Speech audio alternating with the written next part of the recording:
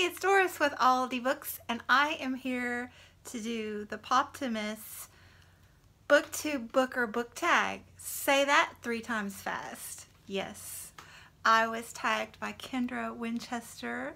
Thank you so much, Kendra. And her answers are so fabulous that I even borrowed a couple. Which is okay, because borrowing is highly encouraged in the bookish world, is it not? Yes. So this is a tag in reaction to the somewhat interesting bookish lists that have come out this year. Yeah. And definitely I will link the Poptimist video below, obviously, and Kendra's as well, and all the people I'm going to tag, so be sure and check out those links below. But definitely watch the Poptimist video, his original video, because he makes some great points and he explains this tag really well, and he's actually collecting data and is going to compile it and make, you know, a top 10 list for several categories, or I don't know how many. It might be top 7, or, you know, that's my favorite number. But yeah, I think that'll be really cool to watch. And he's made a survey where anyone can submit data for him.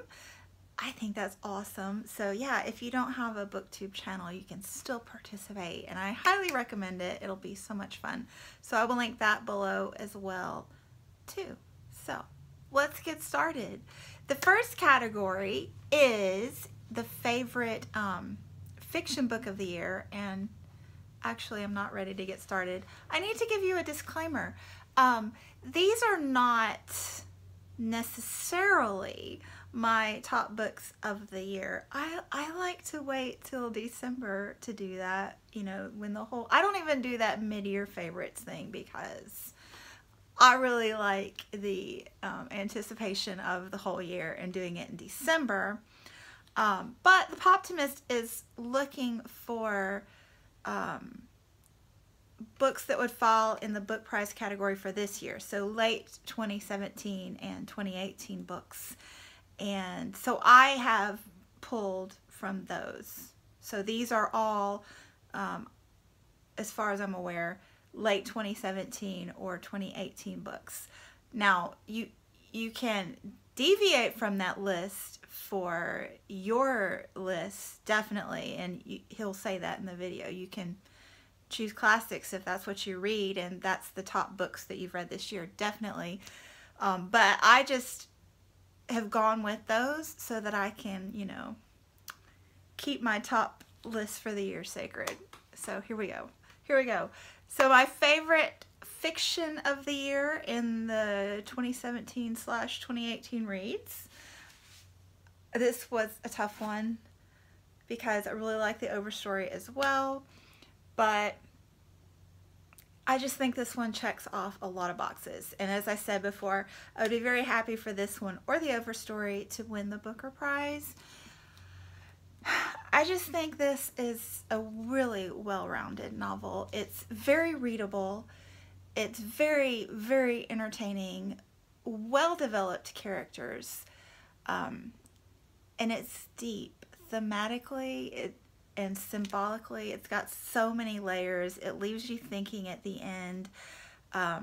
It makes you look at the world and your spot in it through different eyes. And so yeah, I think this is fabulous. It's not flawless, but it is fabulous. So there you go. Favorite nonfiction, Educated by Tara Westover. This is a memoir of a woman and what she went through as a child with a fundamentalist Christian end of days type, almost cultish family, and how she came through that and changed her life through education. And I'm a teacher. This was an amazing read. It read like a fiction novel, and I absolutely cannot wait for Tara to write another book. because I think that she is so very talented. Debut novel. You got sneak peeks here. They're There by Tommy Orange. This was another brilliant read. I would be happy for this one to win the National Book Award. Super happy about that. This one I just felt like, again, it was like Washington Black. It made me think about so many things. It was so layered. Really, really, really great writing for a debut novel. I mean, it was just great writing for any novel. Top notch right here. The best poetry or short story collection.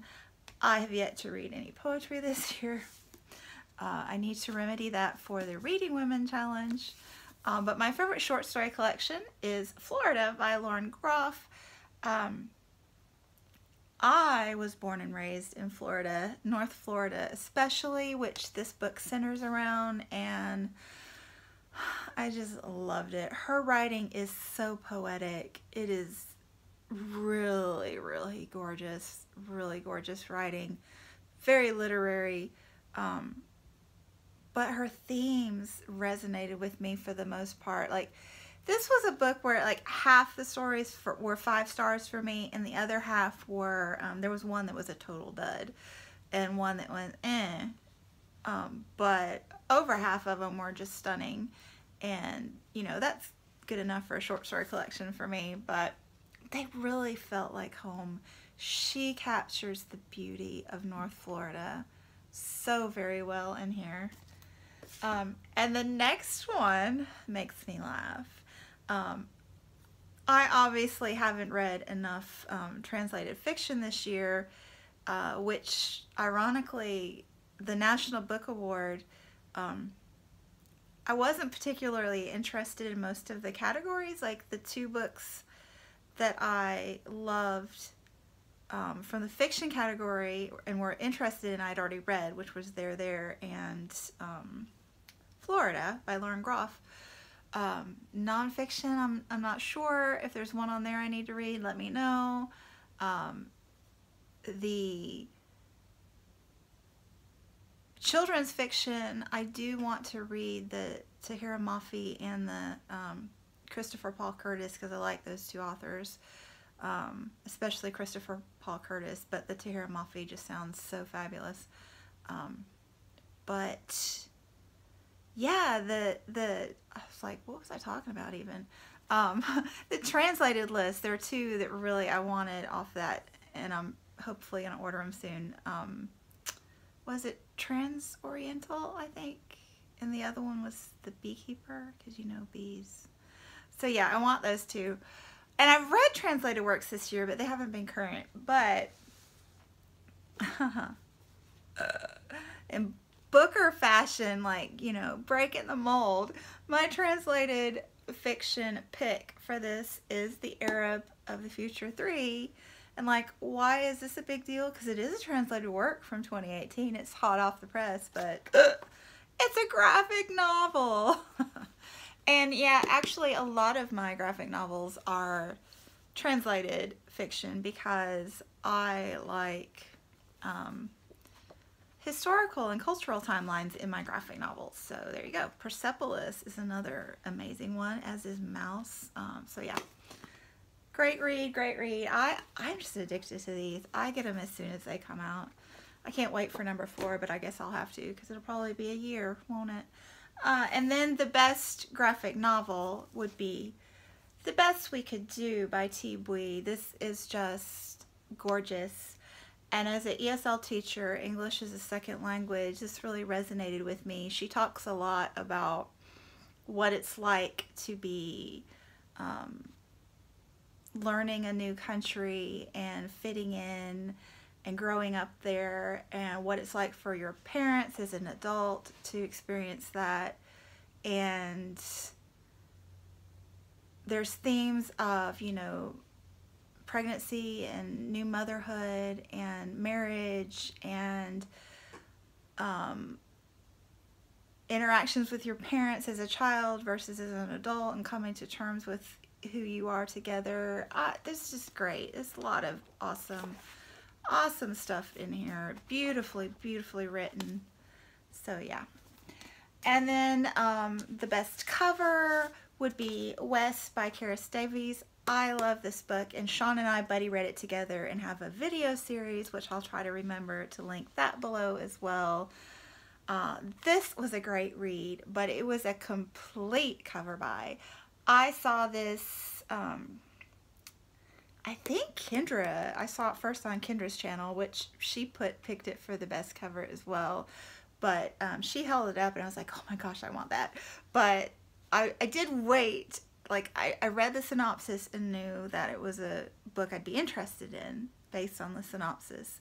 But I did wait to see if Kendra liked it, and she did. So yeah, gorgeous, gorgeous, multifaceted cover that really speaks to the story.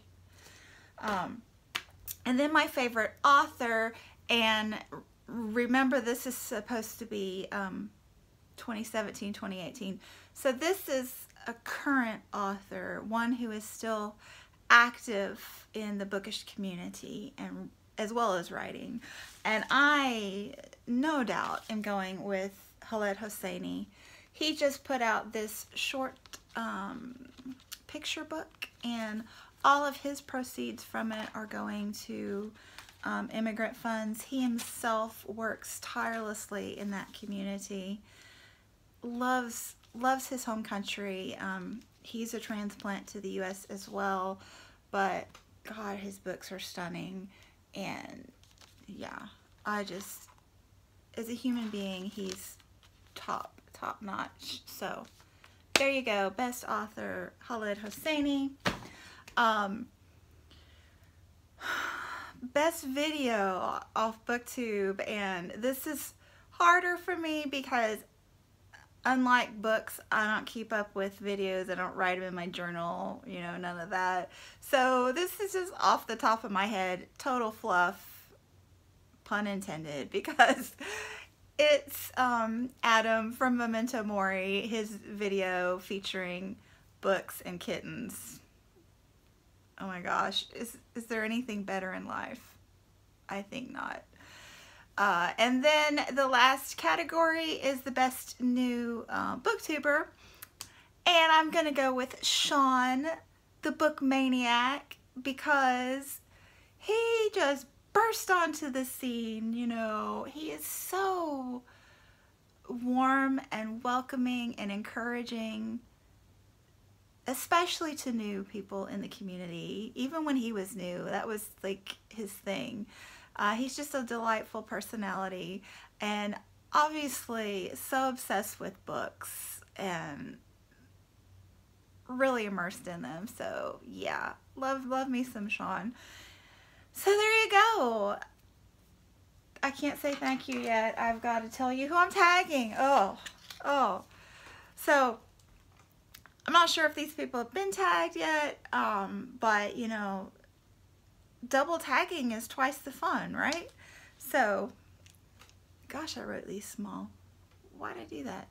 I'm tagging Heidi from My Reading Life, and Riley from rmfickfack, and Didi from Brown Girl Reading, and Petra from Petra U, Helene from Helene Jeppesen, Katie from Books and Things, and Jenni from Jenni King.